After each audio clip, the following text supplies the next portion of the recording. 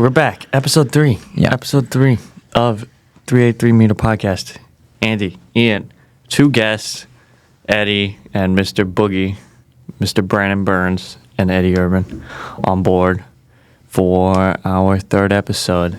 And we're going to be talking about their backstories and getting here, as well as some stress fracture shenanigans as well. And we'll go over that shortly. But first, as always we do, our Sack Squirtle shoe of the episode is the Atreyu Artist, which is no longer a shoe that is on the market, but it's been replaced by a shoe called the Race Model, but it's just a better version. Oh, he's leaning. Oh, God. Get him back up. He needs to get ready for race day.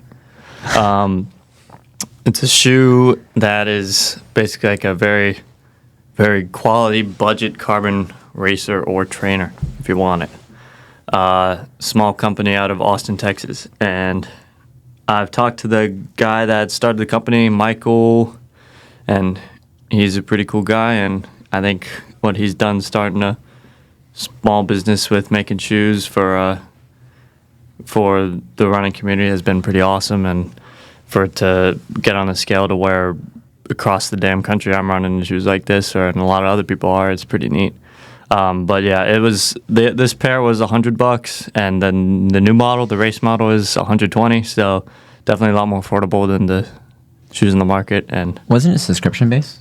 It used to be that it started out as subscription based, and then they switched to It was like $100 and you got your shoes. It was like $100 and you got your shoes like every 6 months.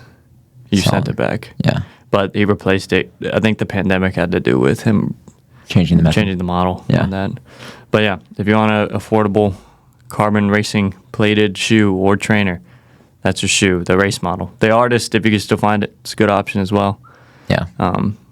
But yeah, I support buying directly from Atreyu because it goes to a lot better purpose than resellers or corporations, I'd say.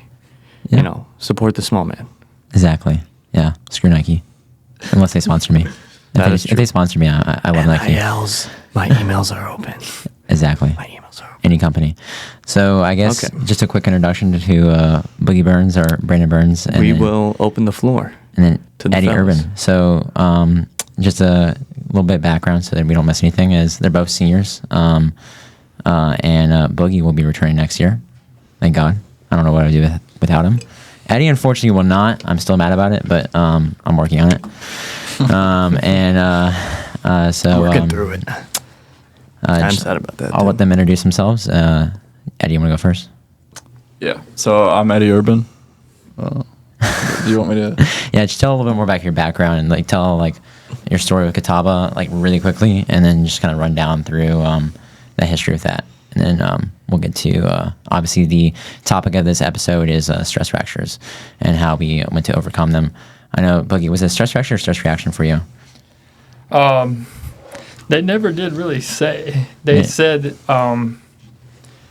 that they thought it was a stress fracture and they put it as a stress fracture, but they never did any X-ray. Yeah. Well, it counts in my book. And it sucks always, so I don't care if they officially said it or not, but there you go. So yeah, give us a rundown of how you got to Catawba, your time here at Catawba, and then a little bit more about your stress fracture. And then we'll go into more detail about that later on. But also, before we go into any of that, your name and the most unique thing about you. No pressure.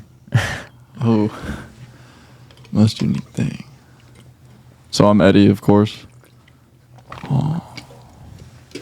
Boogie's got a head start. Think about this. I don't know if this is the most unique thing, but I am Batman. I'm kidding. It's not really unique, but I consider myself a deep thinker. So yeah, and just for context, there, Eddie is the most nerdiest guy about Batman I know.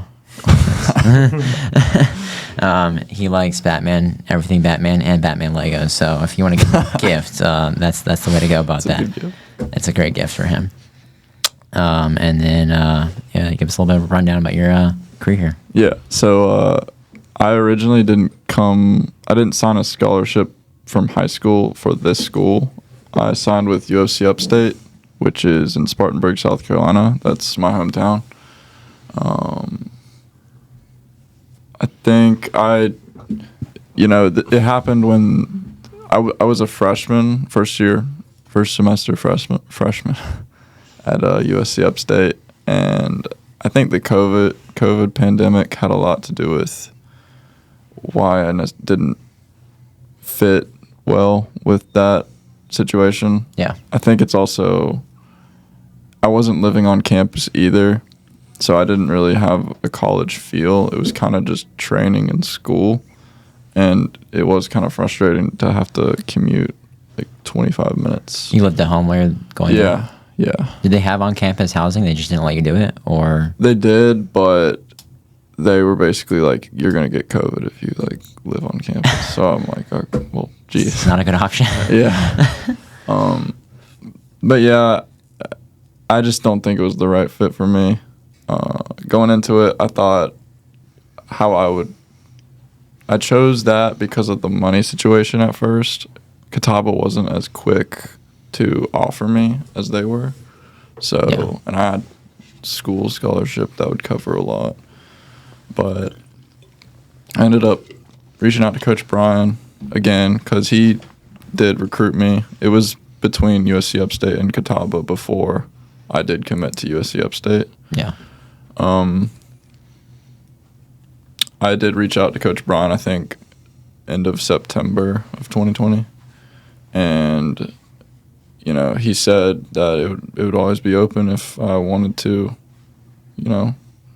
change. If I wanted to change my mind and come back. Not really come back, but... Yeah. Come at all, yeah. We get, yeah. Come to realize your true potential. At Catawba, yeah, exactly. Yeah. How long? You were there for a semester, you said? Yes, and I think it also helped that I followed guys like Matt Fowler, Eric, and Dalton White on Strava. Dalton's one of my closest friends, and Boogie as well. I knew Dalton from high school too, and it was encouraging to see what they were doing on Strava. I was like, man, these guys are they're getting in some good training. It seemed like they were having a good environment. It's like they would post some funny things. You basically thought they were studs, and you're like, I want to be a stud. Yeah, I want to be around that, know. That is part of the reason too. I won't lie. But I got here. How was the difference between COVID at USC Upstate versus here? Was it a little bit more? I know timeline, it changed a lot from the U.S. infrastructure, but was it a difference in what you saw at Catawba versus USC? Yeah, I think, Catawba's a lot smaller of a school. I think it's like a fifth of what USC Upstate is. Yeah. So it's just less people, and there wasn't really a whole lot of difference between regulations and stuff like that, like wearing masks and things like that. But it definitely was a weird time still. Yeah. Not many races until outdoor. So I didn't race at all for USC Upstate. So because of COVID. Yeah, and that was a difference too. I also had an injury in October, or it started in end of August. That was Achilles tendonitis, and it took a while to recover from that. And I kind of went into I came here with a smaller base going into the track season. Yeah. So, and I think I could have been a little bit smarter, and that kind of led to a stress reaction. I could have been smarter with how I was training and treating myself, but you're a freshman and you try to get used to a lot of things that are thrown at you. So you've had a stress reaction and a stress reaction in your career? Yes. So, and various injuries. I've had Achilles tendonitis on both of my legs. The first one I had was on the left, and then I had a right Achilles tendonitis halfway through my sophomore year. And then, the stress reaction was on the left part of my tibia, or the left leg, that tibia, on the internal. Reaction to the fracture? It was a reaction. That one was a reaction. Left tibia. Yeah. Internal. Yeah. Exactly where mine is. Huh? Exactly where mine is. Yeah. I guess it is. Is yours higher up or was it lower down? It was kind of lower. Mine was higher up. Yeah. The weak point. Both of those are weak points. Mm-hmm. Sweet. So you got to Catawba freshman year. You're dealing with a stress reaction in your left tibia. And then you kind of progressed throughout that time. When did you get your stress fracture? Stress fracture happened almost a year ago. I think it is around, it's exactly like 11 months, I think, around this time. So we had indoor conference, and that was a Saturday, Sunday meet. Did the 5K that Saturday, then did 3K Sunday. And, body was feeling good. Obviously, that would take a toll on the body. That's a pretty... But it's also hard to notice for that part because of adrenaline and kind of the rush of a conference week. Yeah, as well. And I'm not saying it was because of that, but I think it was literally like 5 days after that final day of conference. So we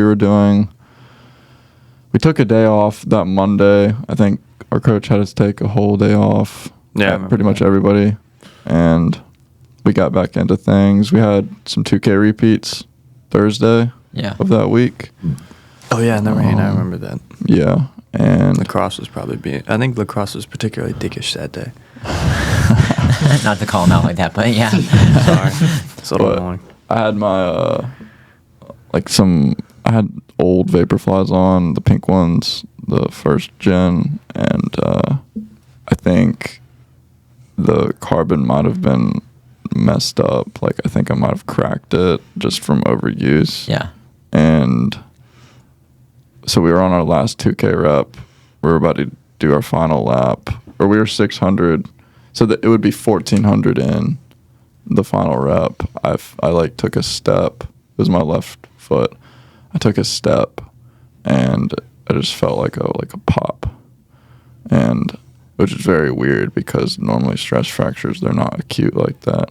Yeah, normally they're normally chronic, and it probably was from chronic, I don't know what, but yeah, it was like a pop, and I finished the rep. It hurt to finish the rep.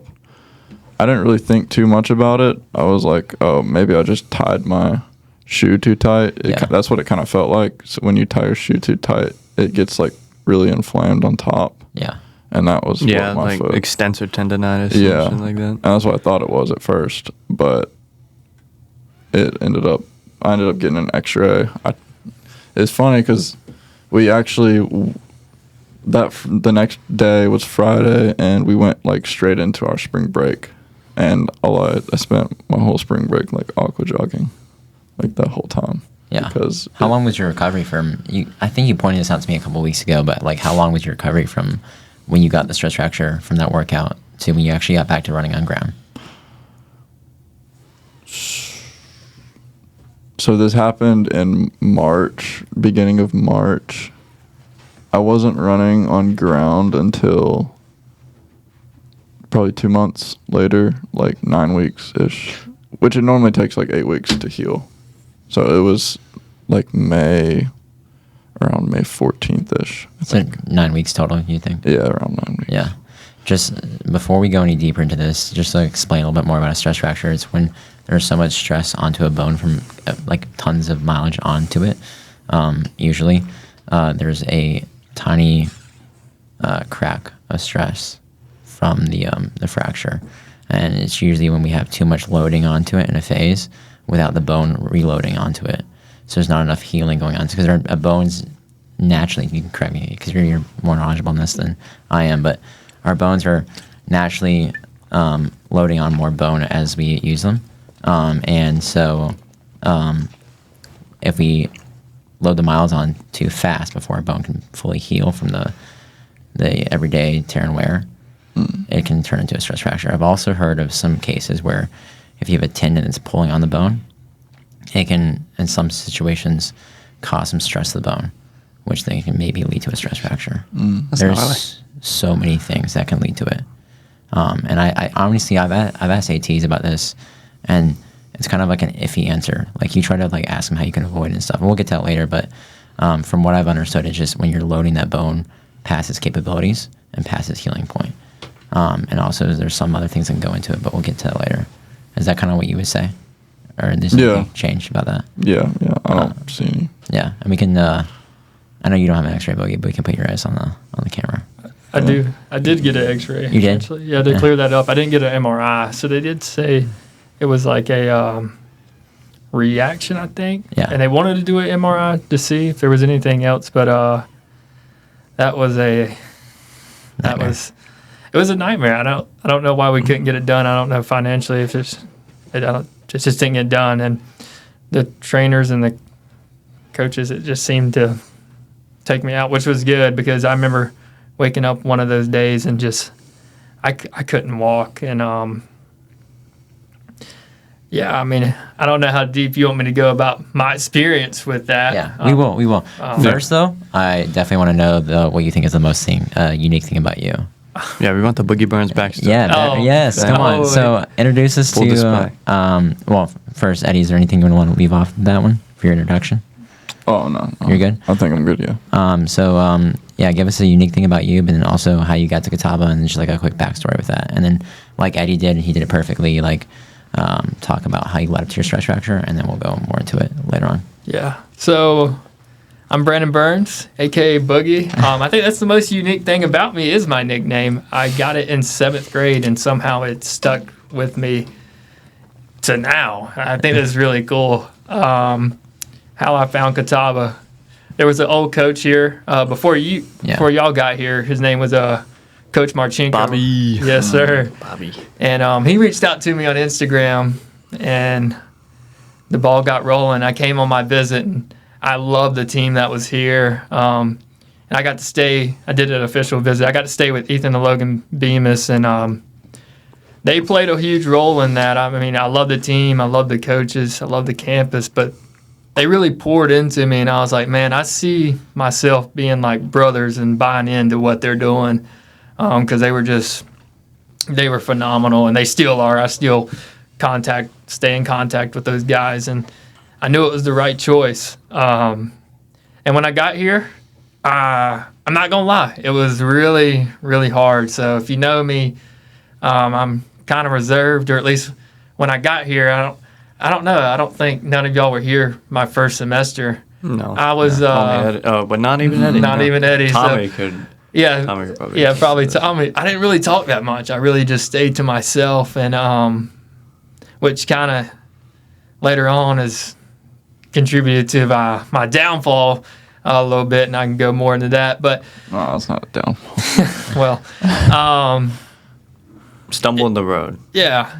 Hiccup. It's a journey. And it was really difficult making that transition from like high school to college because, I mean, I'm not going to lie. I knew coming in that I was going to be at the back, but I didn't realize I was going to be last. You know what I mean? And I had to swallow some pride because, I came from a high school where, like a lot of us, we were like number 1 or 2, right? And we were doing really good in our state. And college is a big transition, so that took a hit. And then, I love Catawba's campus and their community, but for some reason, freshman year, I went to classes when they had them. They did a lot of Zoom classes, but I'm embarrassed to admit this. So this never heard information before, but there would be times, I'd go to classes and do assignments, but I wouldn't turn it in because I was so anxious about what was on my paper. So I'd do the assignment and just wouldn't turn it in. And I didn't do too good first semester because my anxiety was just so bad from that transition from high school, not knowing, I knew everybody to not knowing really anyone and trying to find my identity. And but I know what you want to get to. I got my stress reaction basically going into the spring of 2021. So that would have been second semester of freshman year. Yeah. So right after you had a really rough start transitioning from high school, your second semester of freshman year, you got your stress reaction. Yeah, so I think it built over time. Yeah. That's just rough mentally. Well, I was already in a mental state that wasn't the best by no means. And then, a lot of people thought it was tendonitis, and it led me to think that it was tendonitis, but it wasn't. And,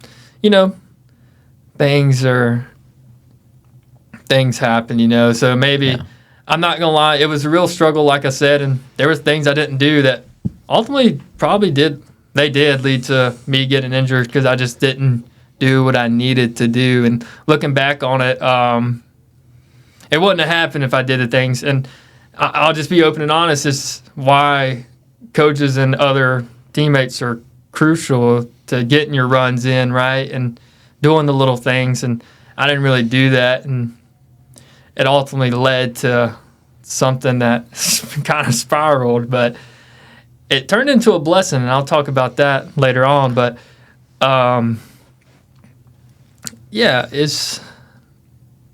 it was difficult at the time. I think you guys know this now. I remember having that stress reaction and running at Liberty. Now, I ran a 5 flat mile, and I was like, man, I am the worst on the team. I'm thinking about just – I've never thought about quitting a team, but that day I definitely was like, man, they do not need me at all. But, I'm so thankful for people like Eddie and Tommy and Bernard and just anybody that I've come in contact with that's been on this team. They've all been phenomenal. Coach Brian, Coach Marchenko, Coach Logan, Coach John. They all have been phenomenal. They poured into me at my lowest moments, and man, that's been the game changer. Yeah, definitely. Stress fractures, as I know, can be terrible mentally and physically. It's a onset of a long process of healing.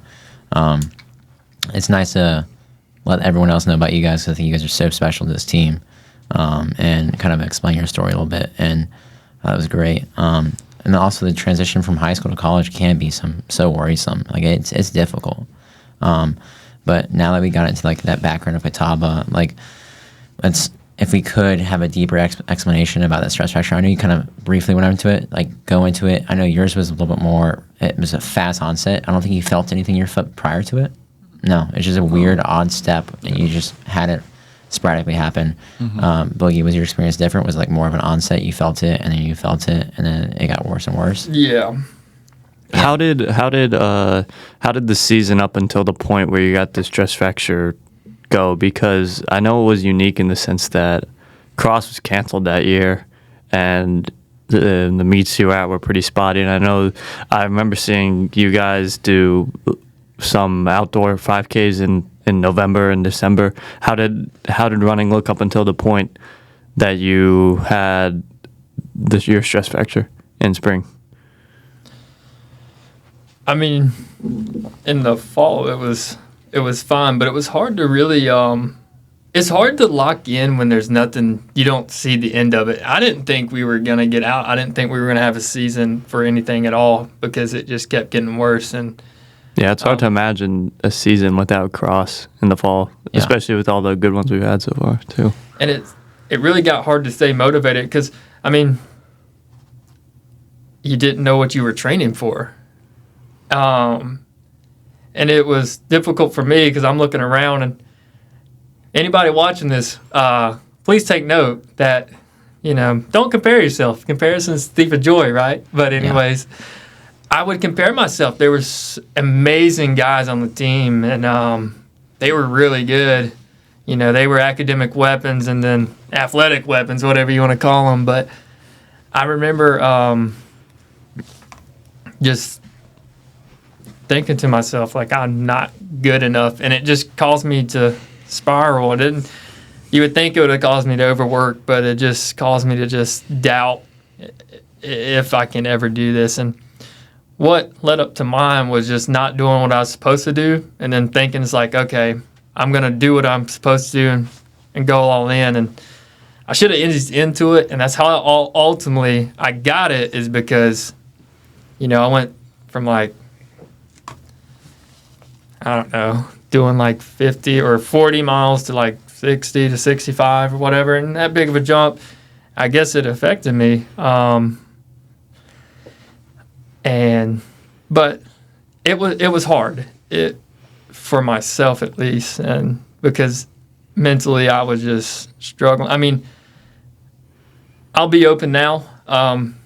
You know, I was obviously, you know, I have anxiety, but during that time I got diagnosed with depression, and it didn't help, you know.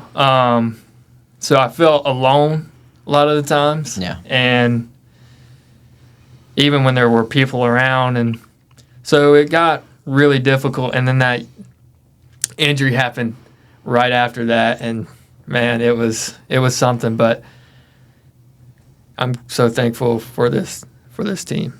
Yeah, and that's the thing. I mean, I don't know if you guys have listened to before. You know, I've gotten a stress fracture before, and how lonely you can feel during that process is crazy. I mean, there's times I'm just getting out of mine. Hopefully, having my ground run this week. But there's times you feel like you're in the pool for an hour and a half. Did you aqua jog, Boogie? Yeah. Yeah. I mean, I had an hour and 40-minute workout the other day.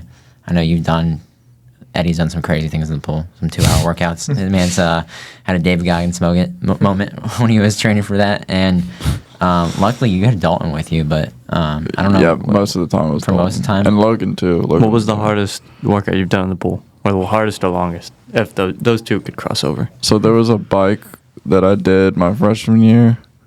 I was in my like David Goggins phase. Yeah. I was like just figuring out about David Goggins. I heard and about stuff. this one. So I'll talk about the bike one, then I'll talk about the pool. So the bike one, it was in the cage on like the one where you sit down and you pedal. Like it's not like you're like sitting down like this, not like actually like a stationary bike. Like the warm-up bikes in the training room. Yeah, it's like an old man bike. I can put a picture of it on the thing. Yeah, so I was doing a 2-hour bike in there, and That's a good name for it. No headphones, no phone. Yeah, the man was going crazy. I was nothing like the whole time, just 2-hour bike ride and with my thoughts. And that was an interesting one. Do you guys ever double with your cross training, like doing a morning cross training session and then an afternoon? Most of the time, then, as a freshman, we would do just one single session. Single session. Yeah. At least an hour normally. At least an hour. Yeah, I mean, stress fractures can be different on what you can do and what you can't do. For my recent one with my tibia, for context, I could only aqua jog at first. Were you able to do more since it was just your foot? Like on the bike, you were able to pretty quickly as soon as you got it? So the tibia, the one with the tibias, the reaction, like I could do the stationary one was not, I wouldn't be able to go as hard on the stationary bike, but if I was like sitting down in that one, just pedaling, since it's like it's not like vertical, your feet aren't going vertically, like it takes the stress off of it, so that helped. But yeah, it was mainly in the pool. We would go to the pool down here at Catawba, and yeah, we did. I think our longest ever, it was like a long run in the pool. It was like 2 hours and 20 minutes, I think.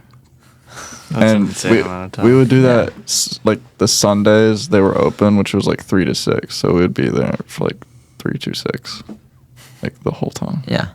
All right, so I cannot be the only one in this situation. I feel like when I get in the pool, I gotta pee after like an hour. Yeah. Like I don't know. Does that happen to you guys? Yeah. Well, we had to like get out and do that. Yeah. So. I'm mid workout. I'm like, I cannot hold this any longer. I don't know what's the reason with the pool. Like on a bike, I can do a 2-hour workout all day. Yeah. And not have to pee. I know. I don't know if it's like because you're in the water like that. It's terrible. Yeah. Yeah. I think the lifeguards have fun watching me. I only got to an hour at the most in a pool, so I'm right on the cusp of not having to pee. Really? I haven't had that issue.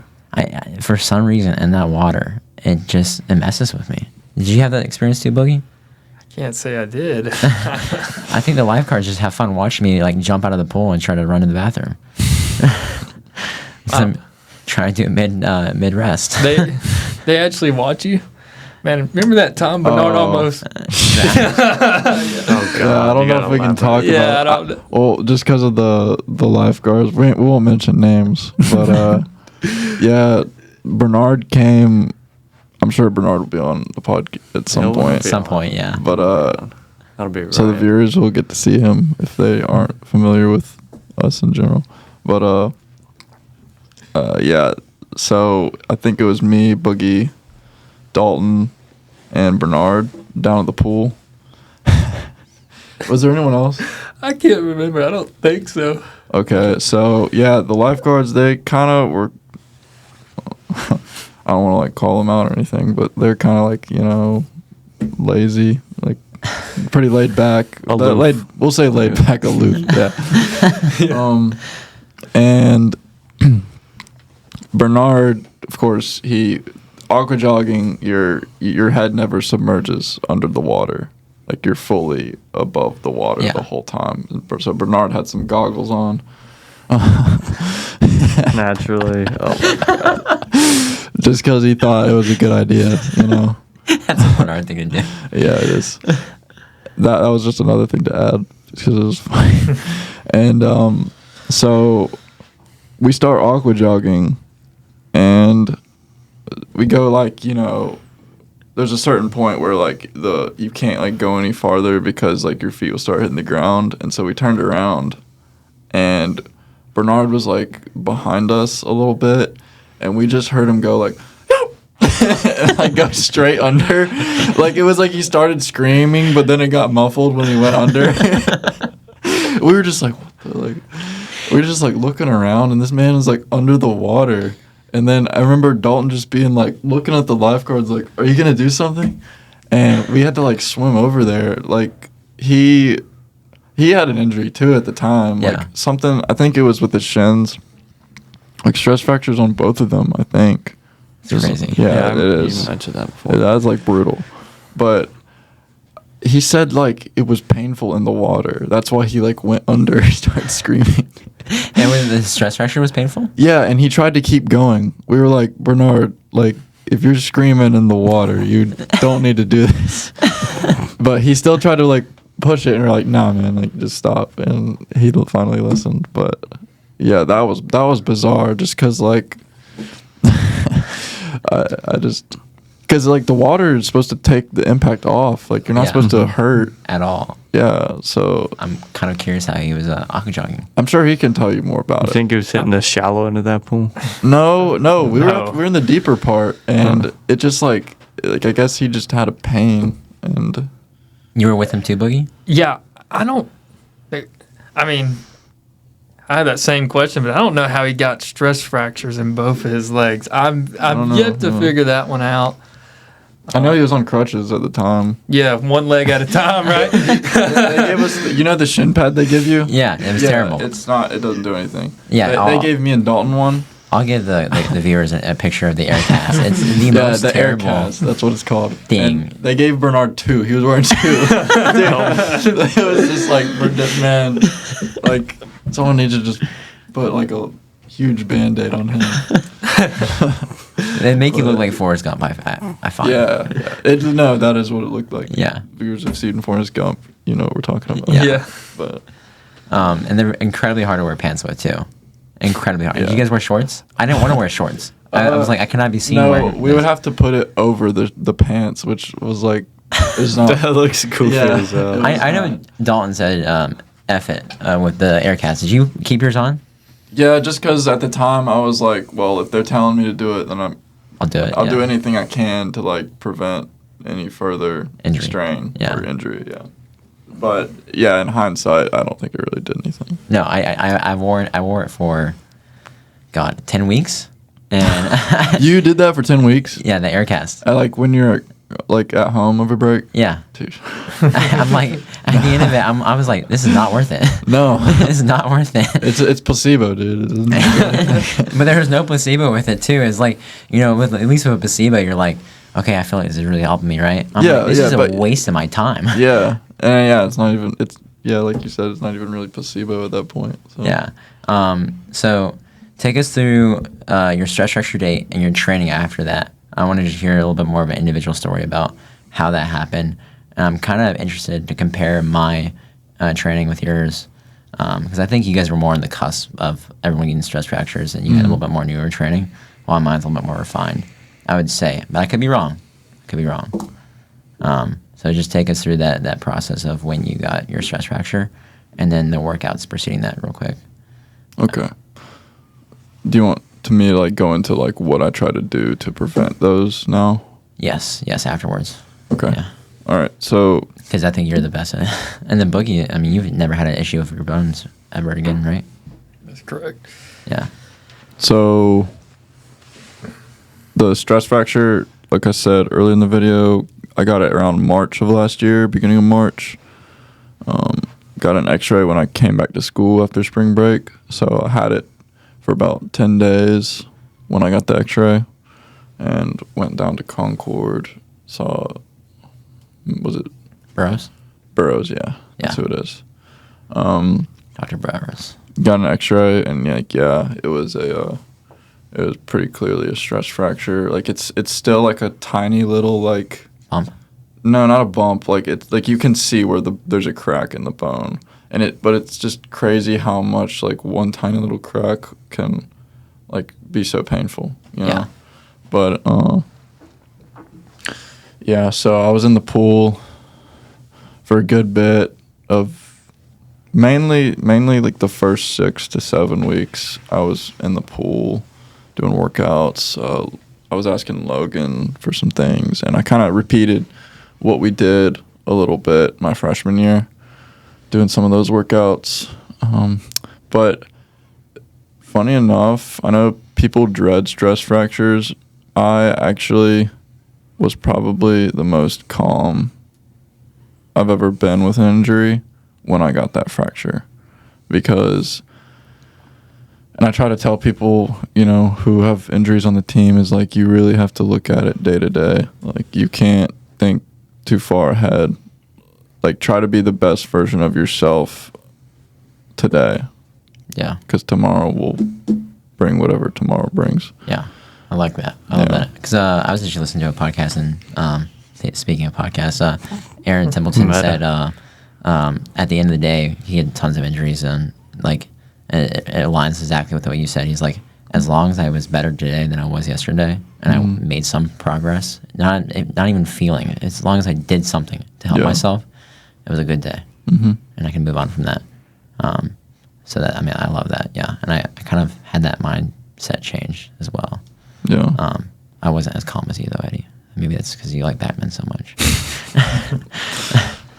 Maybe. So you were in the pool for at least an hour a day, every day. Yeah. It was, I think, I would say probably like 70 minutes for a majority of things I would do. So I would try to replicate like a running week, which we do like Tuesdays, like tempo stuff. Fridays, more faster paced, race pace work kind of stuff. Yeah. And then long run Sunday. And then everything between that is either easy or recovery. But obviously you're in the pool, so you can typically go a little harder. I just didn't want to mentally burn myself out. Yeah. For when I do get back to running. And so I would do. So it's harder to hold yourself back in cross training, you think? Or it can get to that point?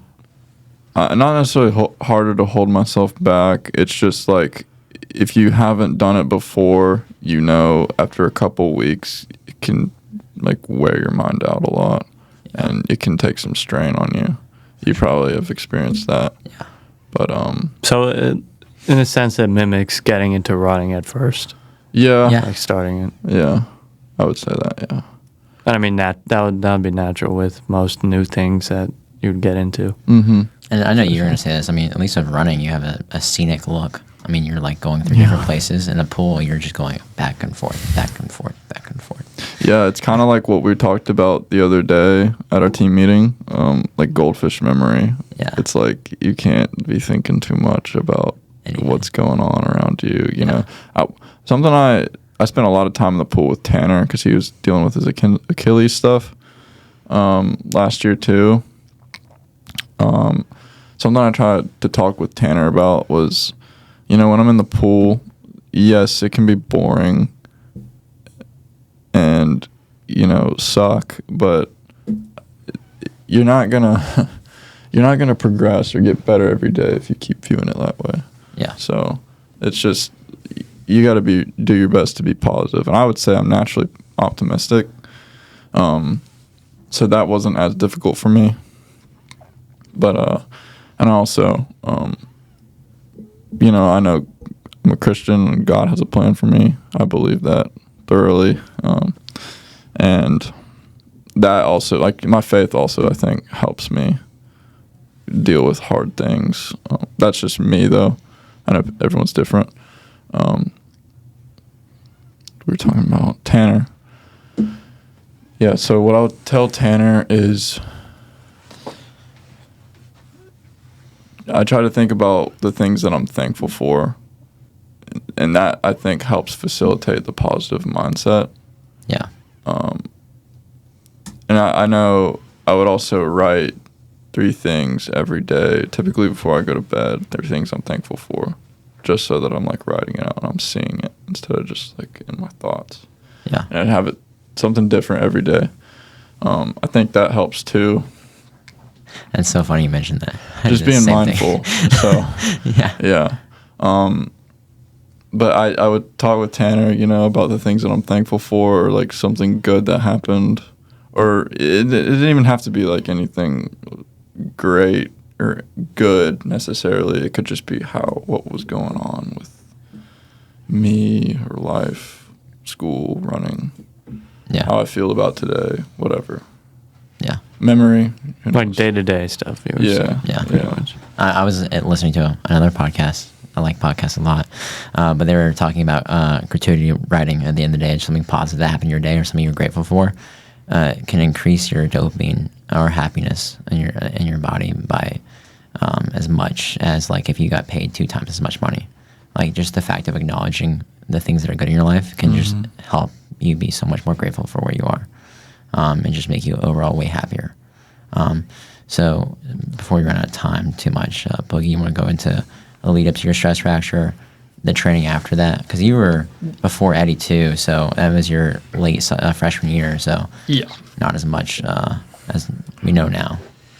Yeah, so training was a little, it's kind of the same that we were doing now, except we just didn't know when we were going to race, and there was really a lot more workouts. I remember being on the track more because we were preparing for that. So once we found out cross country was canceled and when we could have practice, we just started hitting the track heavy. So that didn't really help that out either. But I remember when we could. And where was your stress fracture again?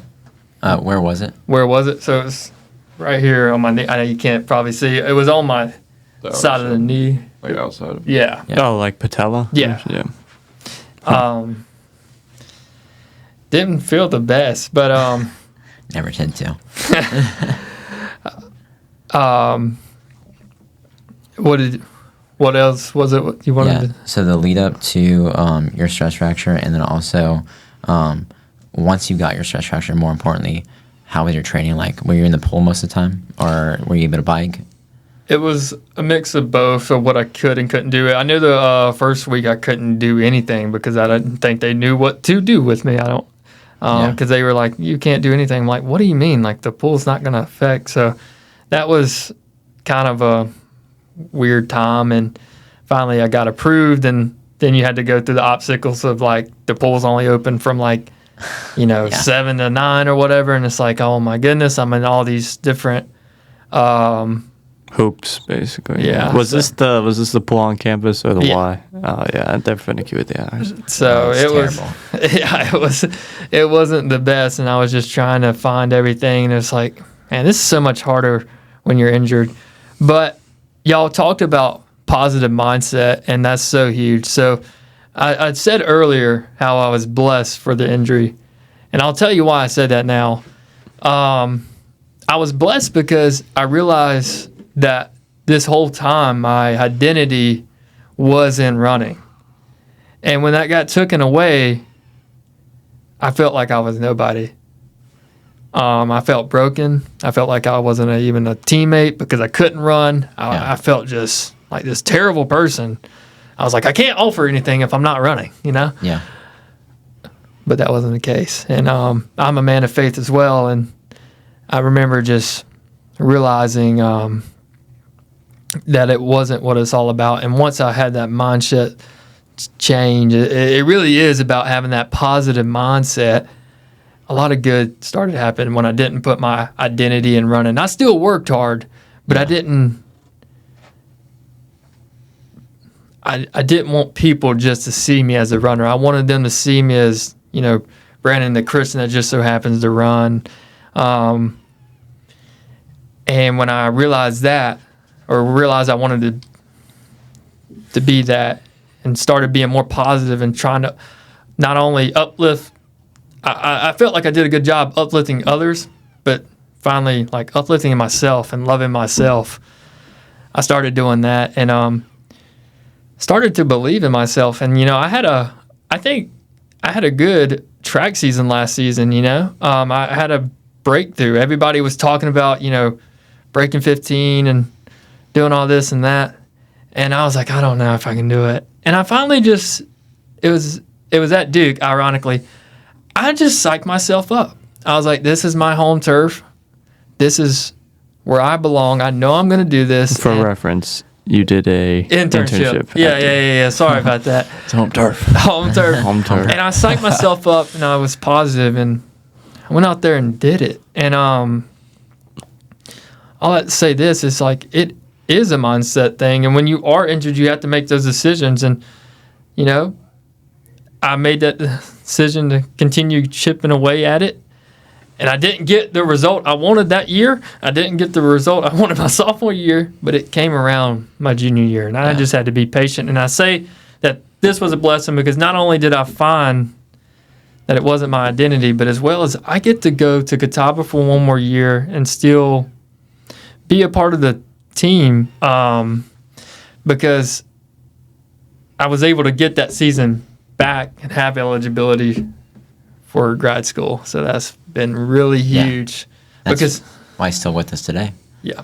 It's been great. Yeah, I love what you said there too. That there's a little bit of a nugget there too. Like he's a great athlete. I hate to not give him credit, but he said that every injury he has, he learns something better, and he'll be a better athlete afterwards. And I think, would you say maybe that the injury changed you as an athlete? Maybe made you a better athlete? Oh, 100%. I think it made me a better person. I mean, I agree with that. Because I was under the impression that people, I was under the impression that every relationship that I was in, it was kind of like transactional. Yeah. Like I had to do this in order to do this. But then I got that injury. It's like, no, our relationships on the team and with coaches, they don't need to be transactional. Even though it probably is a business, but with ourselves, it doesn't need to be transactional. You don't need to expect anything from me, and I don't need to expect anything from you other than respect. Yeah. You know? Damn, that's a bar. Might be a That's a Boogie good Burns one. quote right there. And That is a good statement. And I'm just so thankful that the team continued to love me when I wasn't a good teammate. I wasn't producing times. I wasn't really an academic weapon. They still loved upon me. And I did a 180. And I'm so thankful that just God put those guys in my life. I remember hearing about Eddie coming, and I was so excited. I remember hearing about being there for Andy. Yeah, you were one of the first guys that called me, I think. Not even when it was around when I was about to commit. I think you called. And I was so excited and hearing And it's funny because I mentioned this too, and I mentioned this last episode, that I hadn't met anyone from the team at that point because my first trip here on a recruiting visit was just with JB and Bobby, and I hadn't met any of the guys. So to have that was really, I knew that was partially reason why I wanted to come here too, because of having that connection, not even having that connection, but having a starting connection before I hadn't even got here. Yeah. Yeah, man. Yeah. That's huge, and that's because the people before me and, my folks and just I just want to love people. I think that is my gift for, I'm not really, I haven't contributed to the team points wise, but I think I've contributed to the team by being encouraging and just giving my love to people. And I hope I continue to do that. I will continue to do that. I hope I can contribute in other ways. But even if I don't, I still think I would like to say I'm still pretty valuable. And, man, and you guys make me feel that way. And I do appreciate you saying that. That means a lot. And I want to do that for the new people coming in as well, because, I felt that way with, Ethan and Logan. And I remember them just checking in. They gave me their numbers, and I called them a lot. And I want to do the same for those freshmen that are coming in, and because it sets a good precedent. It really does, because that's how you lay out a good culture. Yeah, and you can't know what environment you're going into, but if you reach out to the person and you just accept them with open arms, that just shows so much. Definitely. I mean, I got countless texts the day I recruited from all you guys. Hey, this is so and so. I'm here for you. I'm on the team. Brannon was one of them. Boogie was one of them. And it was. I mean, it makes you feel like you're welcomed. You're on. There's no cockiness. There's no one-upsmanship stuff. Getting in the way. They were just generally excited to have you on the team. I think that's great. Now, you both have only had one stress fracture, and I've only had one stress fracture, and I would like to keep it that way. What's your magical secret? I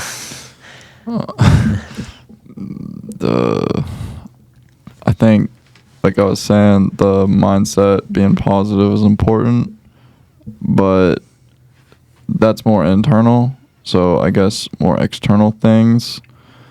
Sleep is important. I definitely didn't emphasize that as much when I was a freshman. Eating enough is important too, because your body needs something to fuel off of. And I think, I would have some issues where my arms would get tired in races and stuff, but I think it's because I wasn't eating enough, and that's not necessarily an injury thing, but it's just the fueling is important for this sport just because of how much this sport takes out of you. Yeah. I think that's important. And personally, I've found that running 6 days a week has helped me.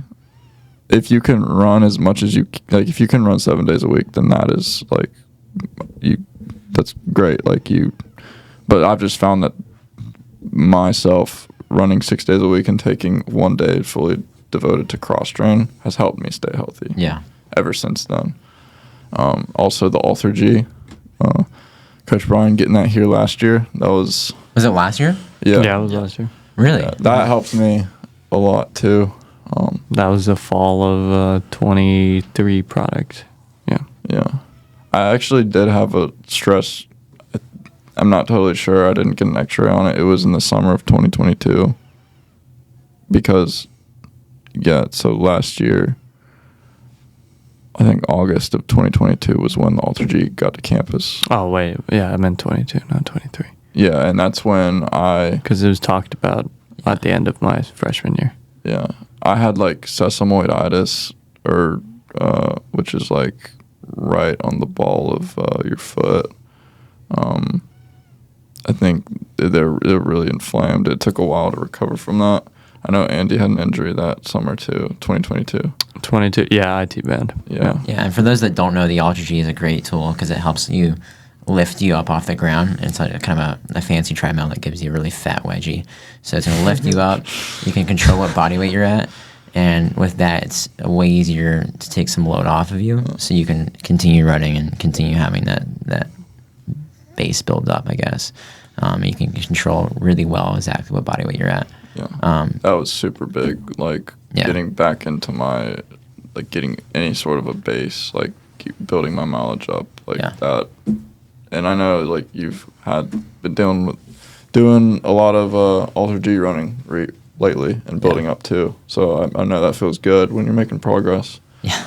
So being out of that pool is the happiest thing in my life. You know, in my journal was written that one day. Today I am grateful for getting out of the pool and on the Ultra G. So happy. But yeah, Boogie, you have any insight for that? Yeah, I mean, he pretty much said everything. Yeah. I would just say, don't overdo it and don't compare yourself. If you're coming from like running 0 miles, don't go run 100. You got to be smart about that, and that's something I wasn't. I was trying to catch up to everybody. Run your own race. It takes time with everything for all your goals. I think too often we focus on these short-term goals.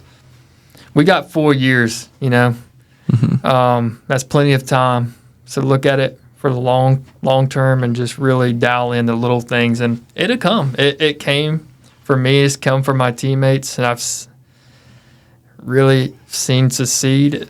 They had to be patient, and that's really the thing. Is just don't overdo it. Just be smart. It's important to emphasize how long of a process it is, because in terms of 4 years in school or 4 years running, because some people, I think I had this when I was a freshman as well, just wanted to get from A to B in that span of like a year. But realistically, you just got to look at it a lot longer and be okay with that, because if you keep the mindset of you're going to get there, you're going to get there. It's just it's not going to be, it's all about delayed gratification. It's not going to be overnight or over 6 months or maybe over a year, but it'll be there. And I think that point especially is a very good one to make. Yeah. Especially for like a majority of guys that go to running school are not going to go to be pro or anything like that. So that's why there's a strong urge to rush, to get the times, to hit the marks, to do all of that within the allotted time that you have in school, in the NCAA, or in a program. And you just kind of got to zoom out of that and realize that's still a lot of time, and I can still get to that place, and it's not going to be the end of the world if I get to the end of that time and maybe I'm not there, but if you want to keep it up after that, it'll be there, and it can still be there to happen. Yeah. I mean, that's great. Yeah. I mean, I came in running only like 35, maybe 45 miles a week, jumped up to 65. So I probably could have taken that lesson from Boogie Burns if I knew it. I mean, from what it looked like, you were responding well off the mileage. Yeah, I was doing great until I wasn't. It's just the limits were found of that year. Yeah, exactly.